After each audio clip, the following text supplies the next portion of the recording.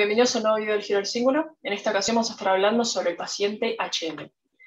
Bien, el paciente HM, también conocido como Henry Molaison, HM anonimato. Acá podemos ver unas imágenes en su juventud y ya cuando era más grande. Y bueno, acá tenemos un poco la biografía para más o menos ubicarnos. Nació en 1926, falleció en el 2008. A los 7 años tuvo un traumatismo de cráneo que le derivó en crisis epilépticas.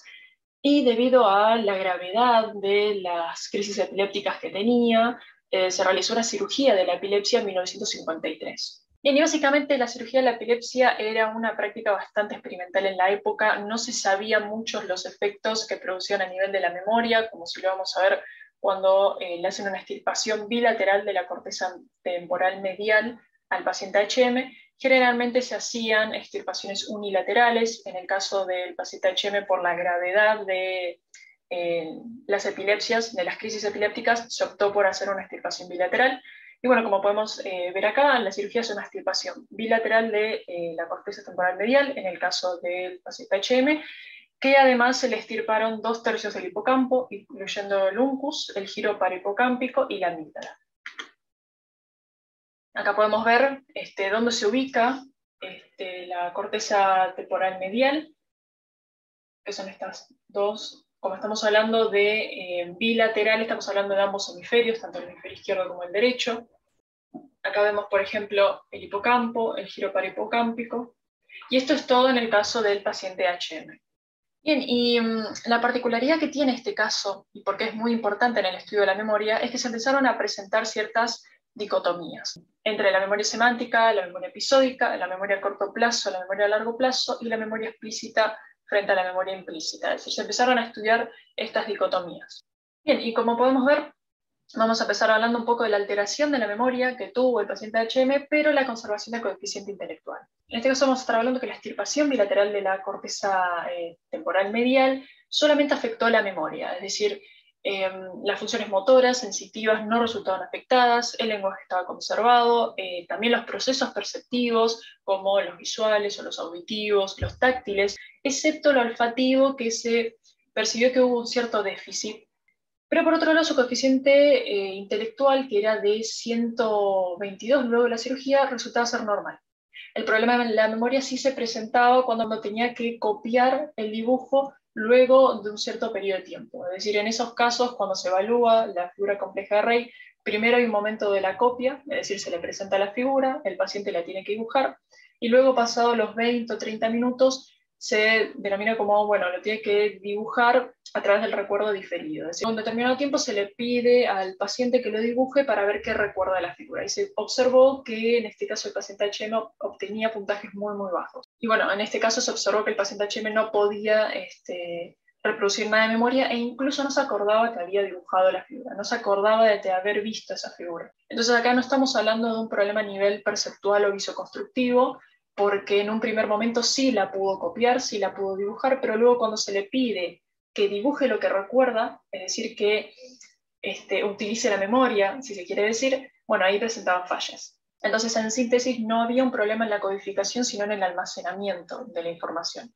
Básicamente lo interesante de esto es observar cómo se presenta una evidencia para sostener que la memoria es una función discreta, separable de otras funciones como el lenguaje o la atención, e incluso también permite refutar esta idea de que la memoria era una propiedad de la actividad global de la corteza.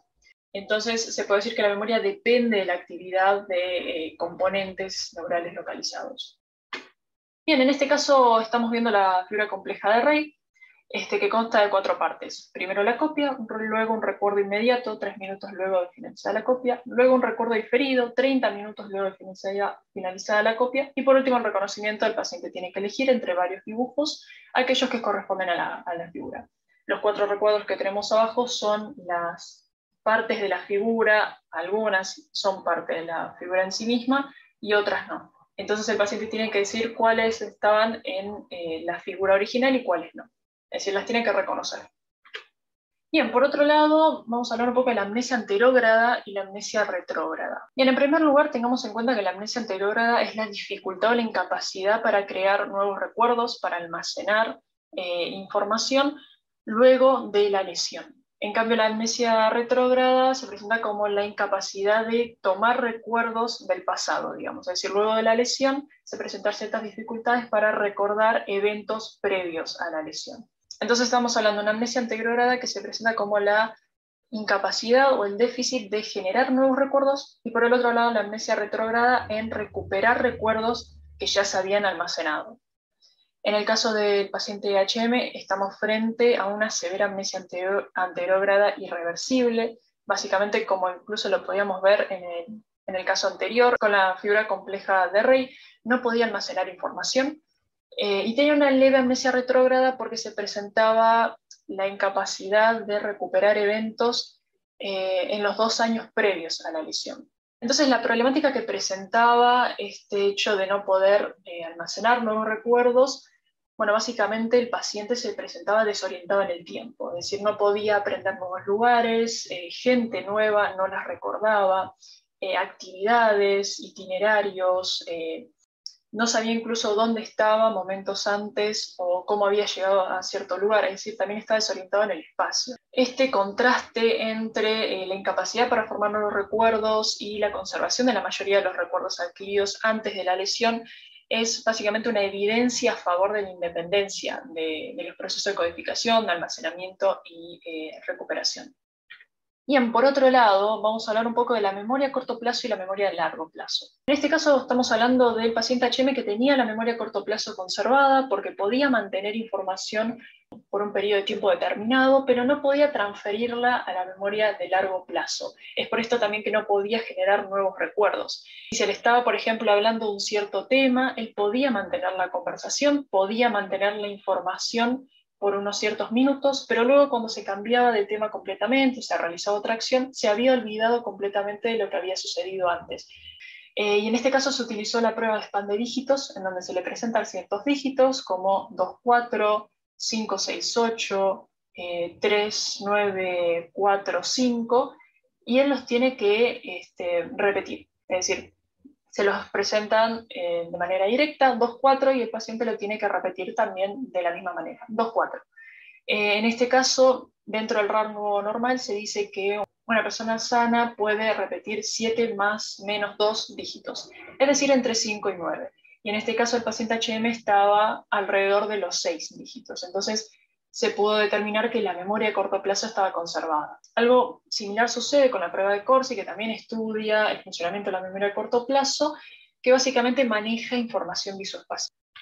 Acá vemos la prueba de Corsi. Es una prueba que se emplea para evaluar la amplitud o el span visoespacial. El experimentador realiza secuencias crecientes de movimientos, por ejemplo, de 5 toques. Entonces hace 3, 2, 9, 8, 4, es decir, va tocando los cubos que tienen esos números.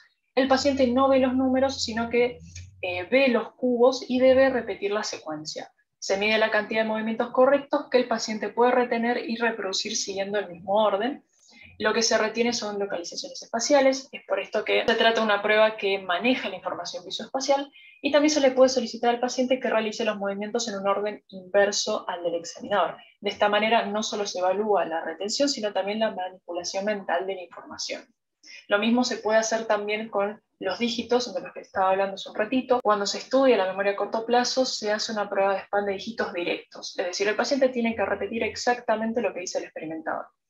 En cambio, si se quiere estudiar esta manipulación mental, podría decirse, de los dígitos, que más que nada se utiliza para estudiar la memoria de trabajo, el paciente tiene que repetir los dígitos de atrás para adelante. Entonces, si yo le digo 3, 5, 8, no tiene que decir 3, 5, 8, sino tiene que decir 8, 5, 3. Y lo mismo sucede con la prueba de Corsi.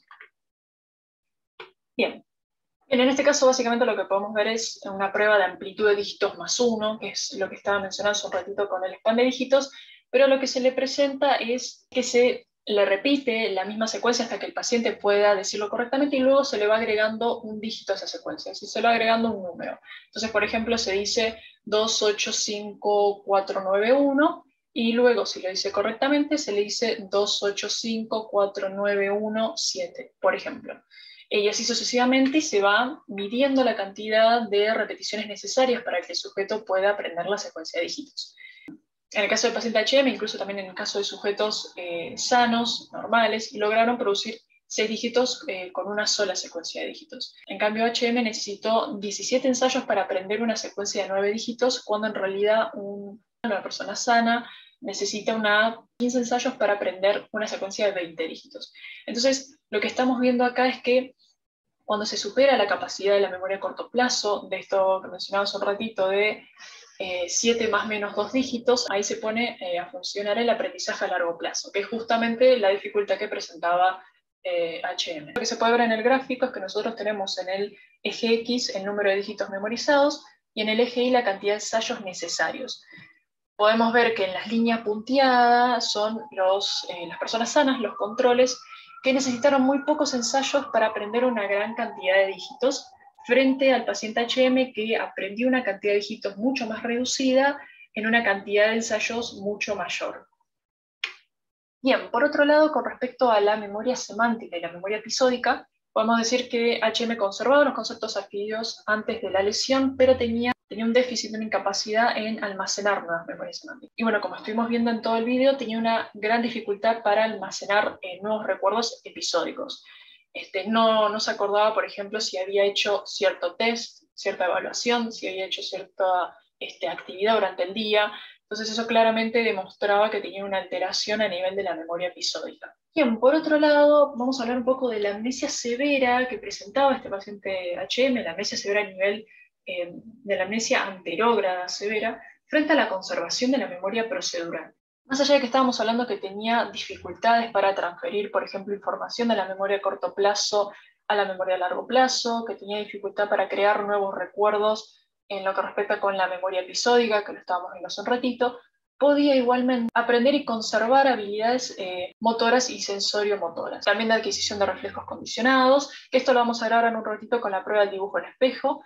Pero bueno, claramente lo que se presentaba a nivel de la alteración de la memoria episódica es que no recordaba haber sido sometido a la prueba.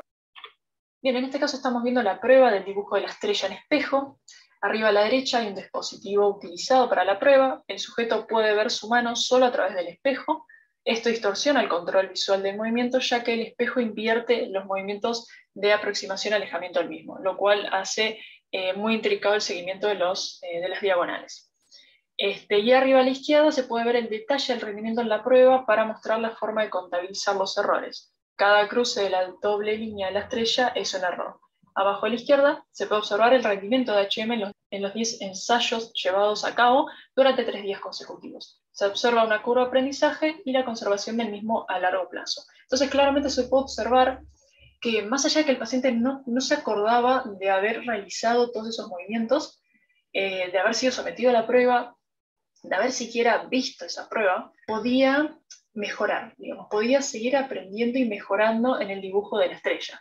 Claramente que la dificultad se presenta en que se dibuja la estrella frente a un espejo, entonces al principio es muy difícil seguir los lados y las puntas de la estrella, pero a medida que se van realizando varios ensayos, se puede observar cómo el paciente comienza a almacenar esa habilidad motora y por lo tanto aprende, mejora. Lo que lleva en conclusión esta conservación de la memoria procedural es que hay una conservación de distintas formas de aprendizaje y memoria procedural, en contraste con la severa amnesia anterior a la que tenía el paciente, que bueno, justamente pone en evidencia que existen al fin y al cabo distintos sistemas de memoria. Bien, y por último vamos a hablar un poco de la memoria explícita y la memoria implícita. Bueno, claramente, como estuvimos viendo a lo largo de todo el video, tuvo una gran alteración el paciente HM para recuperar información de manera explícita.